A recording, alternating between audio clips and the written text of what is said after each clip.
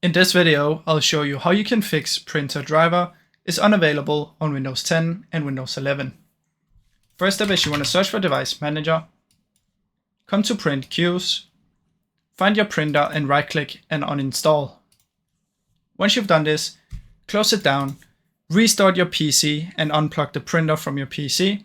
Once your PC has turned back up, you want to plug it back in.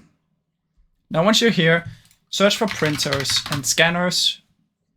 Click here and you want to search for a printer.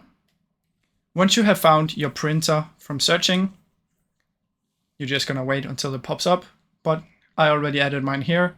But once you've done that and it pops up, you want to uncheck let Windows manage my default driver. You want to uncheck that one, choose the driver you want to use, go to manage and set as default. Once this is your default driver, it should now work. Now I really hope you enjoyed this short video. If you did, please leave a like and subscribe, as it helps me out a ton.